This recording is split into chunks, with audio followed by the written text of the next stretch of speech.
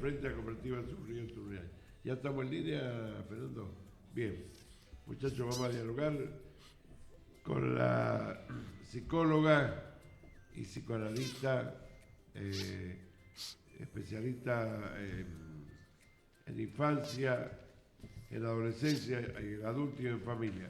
Doctora Eli Camuso, buenas tardes, buenos días, perdón, ¿cómo está? Estoy mal. Buenos días, ¿cómo estás? Estoy mal. Sí, se te escucha, todavía no te has mejorado. No me he mejorado, doctora. Pero bueno, la responsabilidad del trabajo, ante todo, estoy abrigado, medicado, qué sé yo, ya me han hecho de todo. Pero bueno, También, ¿eh? también la obligación con vos mismo y tu salud. Por supuesto, es la verdad. Mm. Tendría que haber no venido, ¿lo siento? Esa es tu decisión, pero cuidarte en principio, cada quien conoce su cuerpo, ¿no? Claro, exactamente. Soy un testarudo, en eso lo reconozco y he tenido mi experiencia con dificultades hasta en terapia intensiva. Así que, bueno, Mm, doctora, licenciada, perdón, el sí, autismo, ¿cómo es?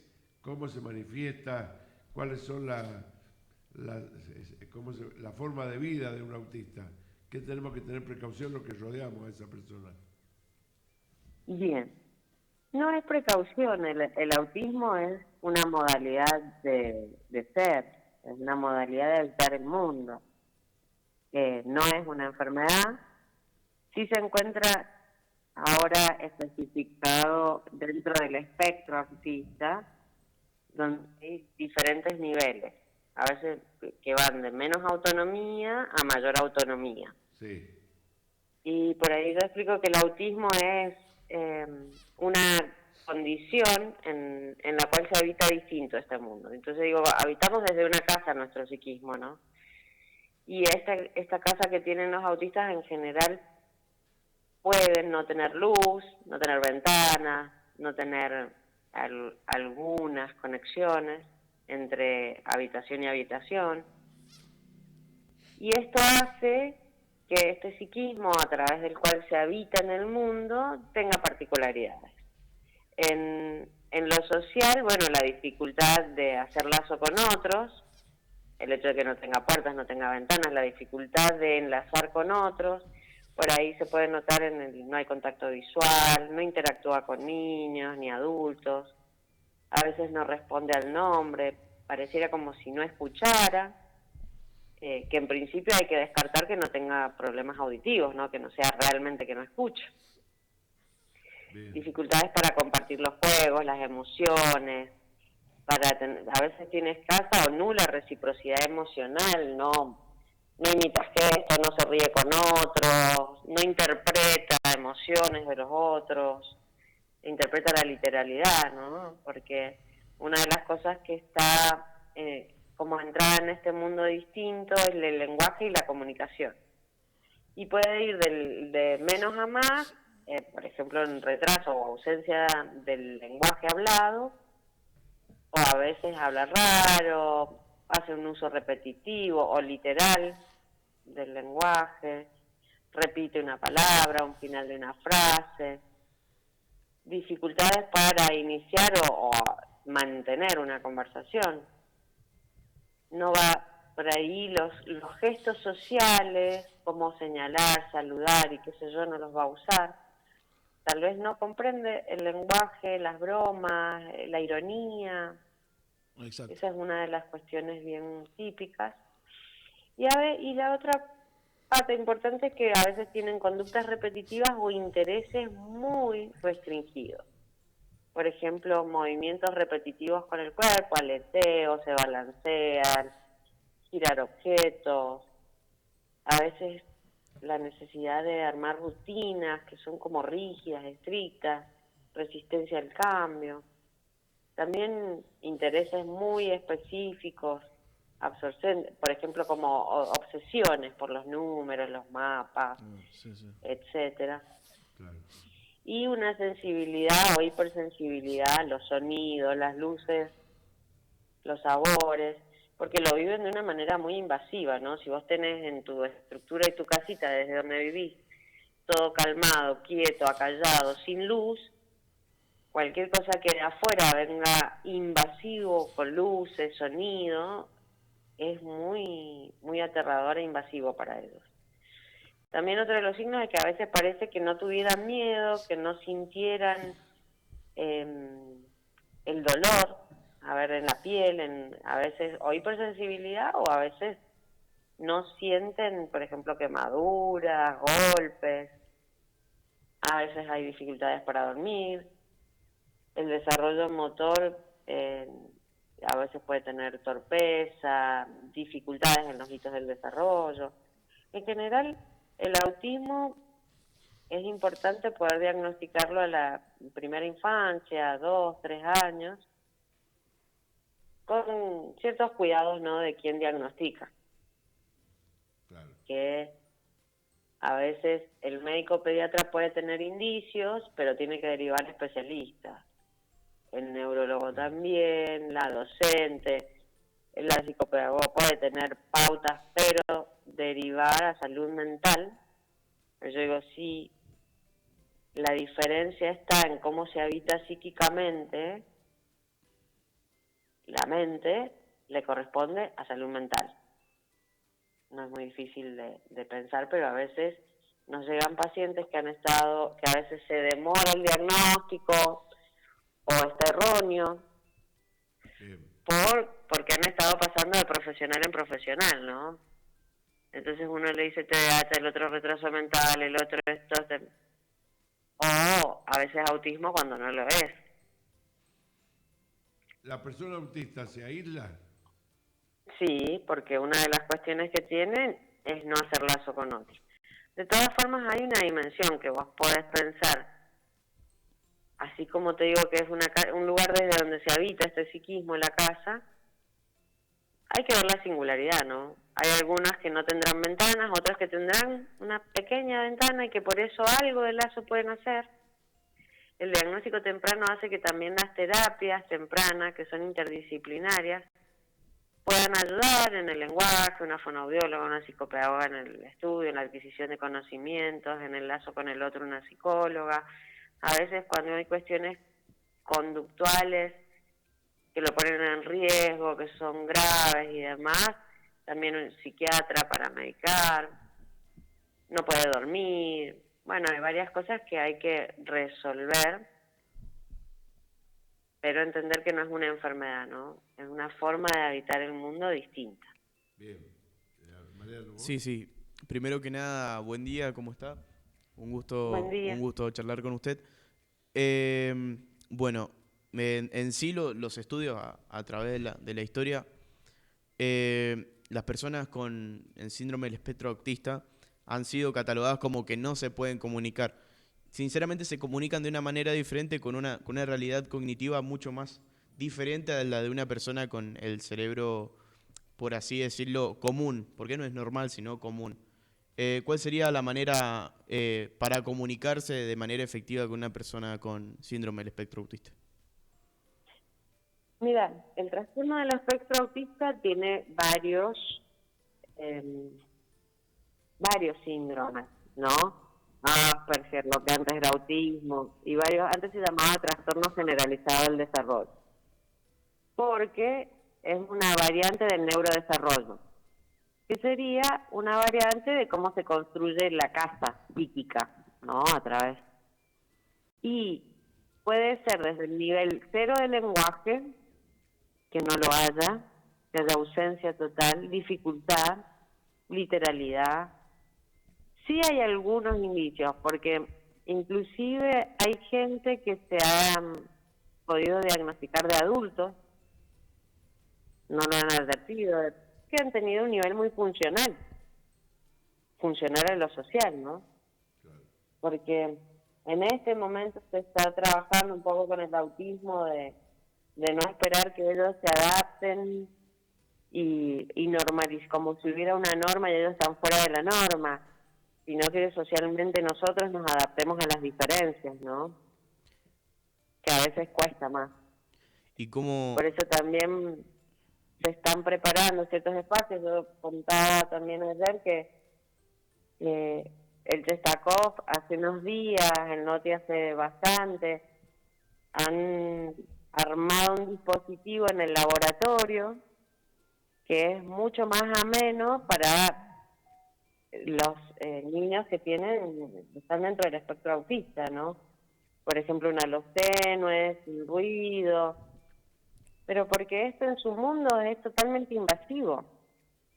La hipersensibilidad que ellos tienen al ruido, a las luces, a la sensibilidad en algunas cosas, es mucho mayor a la que nosotros podemos tener.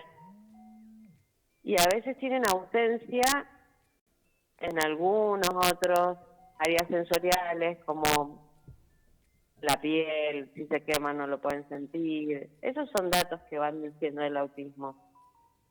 Claramente, a cada nivel, y en el caso por caso, se va viendo qué áreas están más afectadas para poder hacer lazo, para poder estudiar, para poder ir a la escuela, para poder desarrollarse con otros, y se va trabajando, y así se define el equipo interdisciplinario necesario. A veces una psicopedagoga, fonoaudióloga, psicóloga, psiquiatra, neurólogo. Depende de las áreas.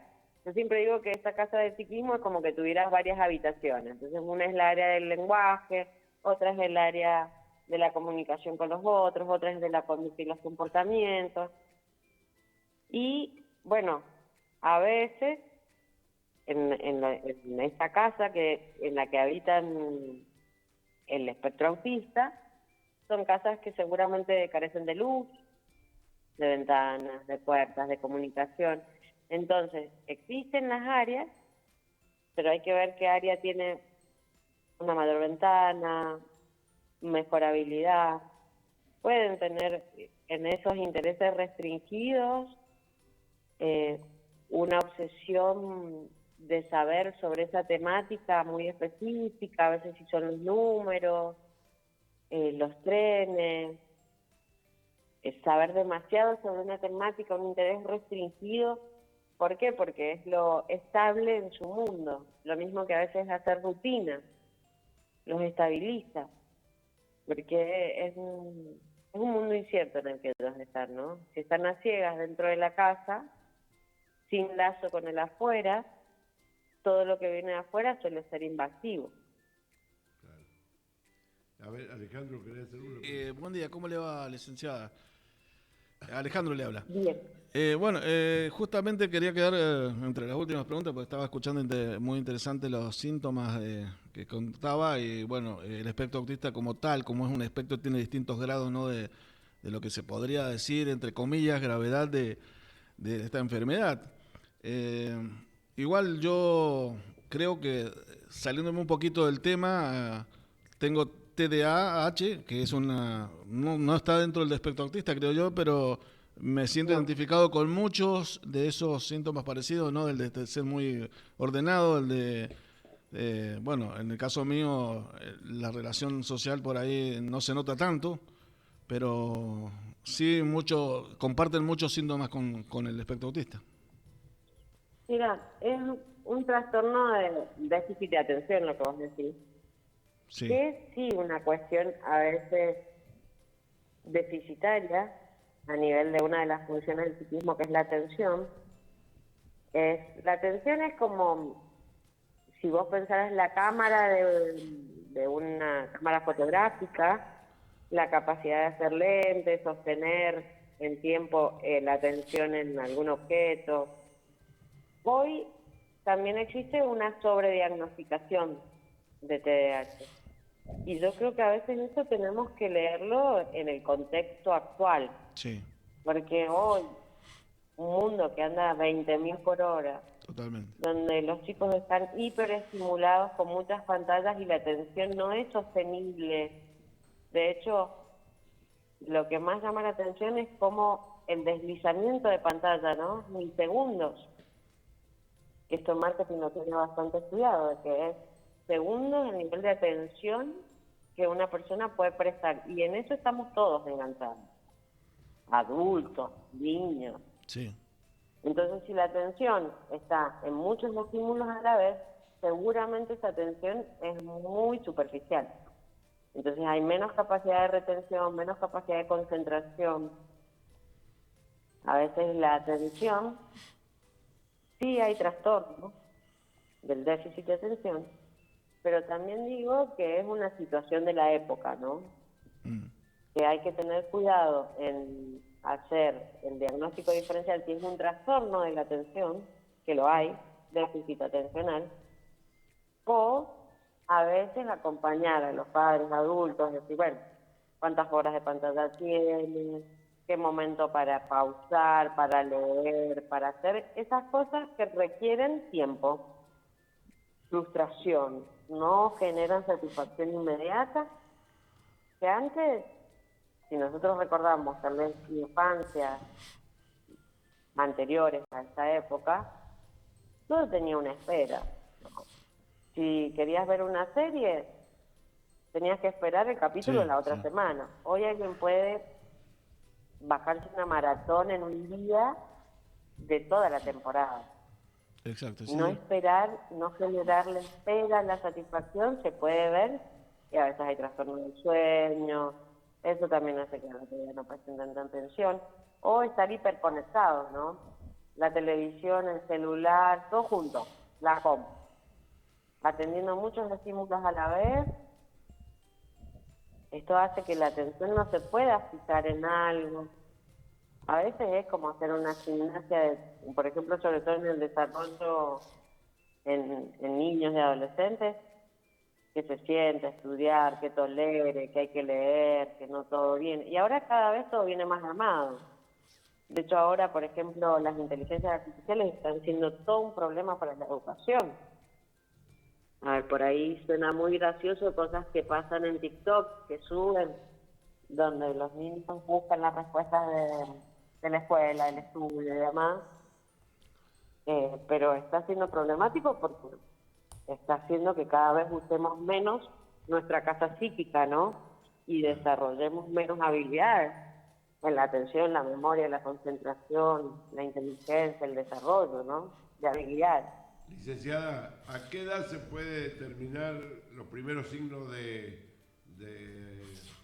autismo? ¿A qué edad se suele identificar que puede ser autista la persona?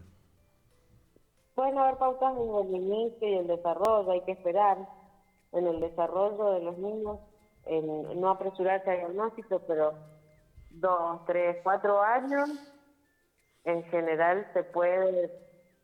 Los diagnósticos apresurados no sirven. Cada vez que nosotros a un niño tenemos que entenderlo en su singularidad. A veces hay niños que requieren más tiempo y a veces hay que acompañarlos, esperarlos, saber si se trata de déficit, de trastorno, de dificultades, o a veces cosas que pasan en la casa, o estas, de que por ahí hay niños en la casa que desde bebés están con un celular en la mano. Sí. Entonces están como ensimismados, encerrados en sí mismos y no hacen lazo con el otro. Claro. Esto está dificultando y haciendo una sobrediagnosticación. Por ahí, para mí el trabajo fundamental también es con los padres, para poder leer, bueno, en qué condiciones están. Por ahí ahora los padres trabajan todos, se quedan con la abuela le pone el tele porque ellos le piden, porque consumen lo que ellos quieren. Bueno, hay muchas variables que hay que poder estudiar antes del diagnóstico, ¿no? Bien. Pero sí los primeros años de vida. Sí. Otra preguntita. Recién tocaste el tema de los padres. Me parece muy interesante. El cómo afrontarlo con respecto a, si bien las personas con un espectro bastante alto no asisten a una escuela común, pero hay personas que con un espectro un poco más bajo asisten a una escuela, por así decirlo, normal o corriente. Una persona con el síndrome de espectro autista, a la hora de ingresar a la escuela, cómo preparar a los padres para preparar al chico o preparar al círculo de maestros o maestras de que no es una persona diferente o con algún problema, sino no es una persona con algún problema, sino que es diferente su sistema. Cómo preparar a los padres y cómo preparar el entorno. Mira, es interesante lo que vos decís, porque yo creo que los padres ya tienen mucho para aprender de su propio hijo con espectro autista, y en realidad somos como sociedad, la escuela y demás, quienes tenemos que adaptarnos a la diferencia. Quienes tienen que ser formados, preparados y demás son los docentes que por ahí tienen falta de herramientas para estas diferencias. Pero yo escucho más a los padres lidiar con esto, que más que ser inclusivo es expulsivo, porque los relega, porque los deja en un lugar de rechazo, de diferencia, pero diferencia la connotación del que está mal, ¿no? Del que no es normal. Claro. Y esto lo tenemos que trabajar en sociedad. Cada ámbito, yo por ahí digo, no es que los que tengan capacidades diferentes o condiciones diferentes, subjetividades diferentes, tienen que adaptarse a los supuestamente normales. No, los que nos creemos supuestamente normales tenemos que empezar a aceptar la diferencia. Bien, siguiendo más o menos la línea de los padres, imaginemos una situación hipotética. Hay dos hijos, un hijo, el más grande o el más chico, con el síndrome de espectro autista nivel medio, nivel, por así decirlo, alto, demanda mucho tiempo, el tiempo de los padres, y deja al otro hijo bastante relegado, genera problemas, genera, entre otras cosas, un sentimiento de abandono también con con el otro hijo, ¿no? ¿Cómo afrontar eso y que no pase?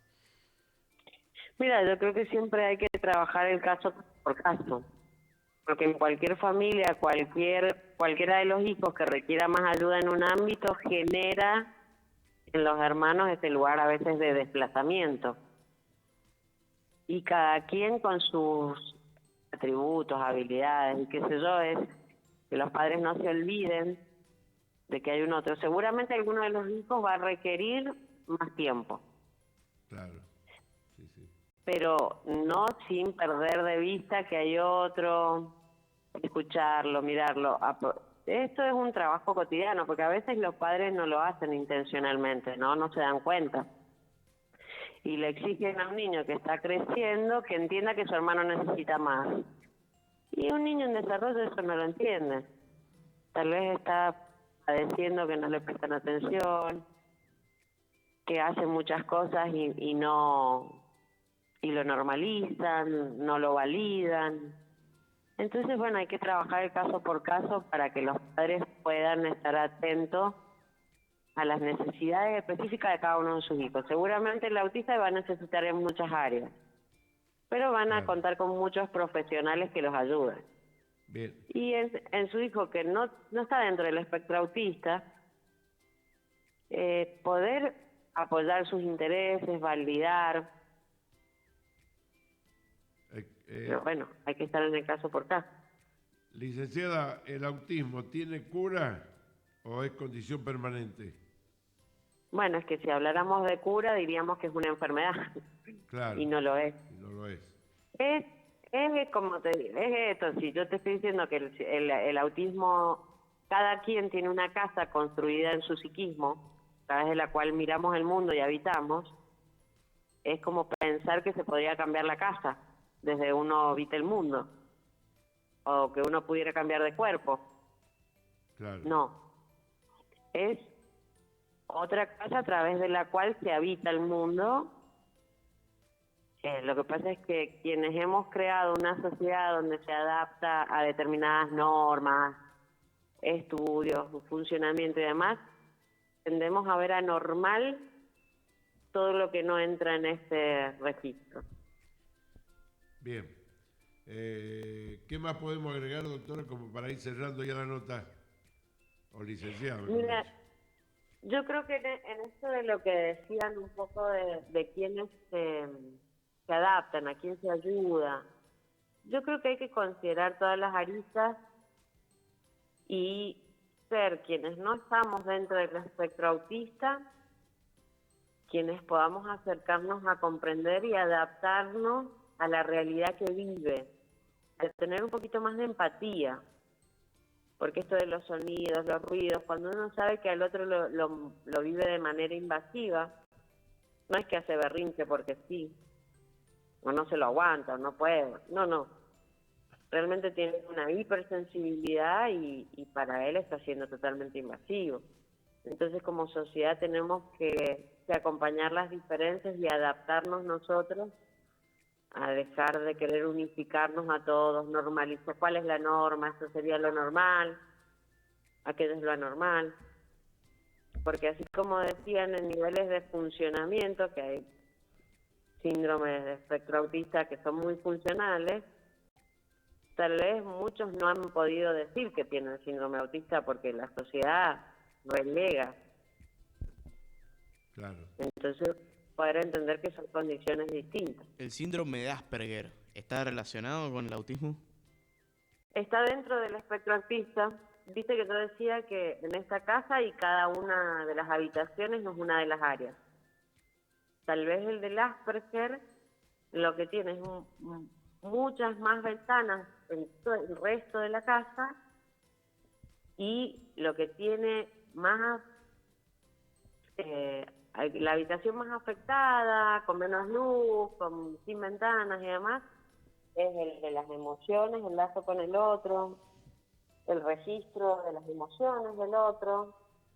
No pueden leer la doble intencionalidad, la ironía, el chiste, entienden a la literalidad, pero tal vez en las otras áreas, como la comunicación, el estudio, la atención, el comportamiento, pueden tener desarrollada esa casa con ventanas, con puertas y pueden adaptarse a todo lo que ¿Y lo que está preparado para el resto, ¿no? genera una racionalidad superior el hecho de tener síndrome de Asperger o solo afecta a lo cognitivo? No, es como lo que yo te decía de los intereses restringidos, es como si en esa casa que tenés varias habitaciones, en una se prende una luz muy enfocada sobre un interés específico. Entonces, por ejemplo, son las matemáticas. Y estudian, están todo el tiempo sobre eso, le dan vuelta, ven matemáticos desde el inicio hasta ahora, saben todos los teoremas. ¿Por qué? Porque es una manera de tener algo estable. Esa luz, que es la única que está encendida en la casa, es donde tienen todo mi interés puesto. Y como es lo único que ven, se aferran a eso de una manera a veces obsesiva. También lo que a veces tengan rutina. Es como andar a tantas y a ciegas en una casa, es como habitar esa casa. Bueno, cuando hay luz en algún lugar, ponen el foco ahí. Entonces pueden ser a veces, hay quienes desarrollan muchas habilidades sobre una temática en particular, porque tienen todas las casas, las otras habitaciones oscuras. El resto que podemos atender varias áreas, tal vez no tenemos esa capacidad de solo enfocar en un interés de manera obsesiva. De hecho, podemos citar ejemplos históricos como Lewis Carroll, que escribió Alicia en el País de las Maravillas, y otros científicos también que estaban enfocados en ciertas áreas, como usted acaba de decir puntualmente, y son conocidos personas con síndrome de Asperger. Sí, hay muchos autismos. De hecho, también se han hecho algunas películas porque antes el diagnóstico era como que era normal, entonces a veces era mejor ponerlos como los sabios, los tienen capacidades superiores. Ni tanto ni tampoco. Es entender las diferencias. Tal vez tienen más capacidad de abordar una sola temática de una manera obsesiva y un registro que tal vez, porque están abocados a eso y no a otras áreas, como el resto que podemos atender a otras habitaciones de la casa, la del lazo con los otros, los sentimientos que nos afectan. A veces la disociación que puede tener afectiva un autismo lo libera de lo que sufrimos neurotípicos, ¿no? Que nos angustiamos, nos culpabilizamos, nos afecta lo que otros digan, buscamos la aprobación. Está muy buena la palabra que utilizó, neurotípicos, Ah, sí. porque Los que nos- habla de que el cerebro de una persona común, no común no, sino como se podría decir una persona típica, por así Típica. decirlo, Claro. Ujú. es diferente a una persona con el espectro autista. Es interesante esa Claro, porque están los neurodivergentes, digamos. Entonces empezar a considerar que este neurodesarrollo, esta construcción de la casa, no es para todos igual. No todos tenemos la misma casa, no tiene la misma cantidad de ventanas, no tiene la misma cantidad de puertas, entonces la comunicación que tenemos hacia la afuera es distinta. Si la habitación del lenguaje, del estudio, de la instrucción es menos desarrollada, va a tener menos luces, menos libros, menos cuestiones. Es que le pongamos primero cómo se construye nuestra casa psíquica, cómo la construimos, que no solo tiene que ver con el cerebro, que sí es importante, pero el psiquismo es más virtual, nuestra casa. Bueno, licenciada, le agradecemos muchísimo la atención dispensada, siempre muy accesible a nuestro pedido de entrevista. Más adelantito trataremos otro tema, así que muchas gracias por habernos adiestrado, enseñado cómo tratar a una persona que, si bien es cierto, es normal, pero tiene su deficiencia. Así que le agradecemos mucho, licenciada Elida Musa, ¿cómo está? Así que muchas gracias. Gracias a ustedes siempre por la invitación y esto que se vuelve como una charla amena de café. Por supuesto, es el propósito. Nos veremos pronto.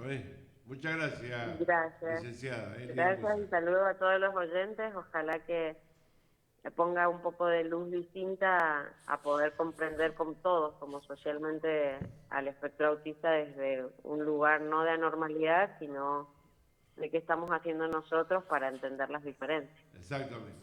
Muy bien, muchas gracias, buen fin de semana. Bueno, Bueno.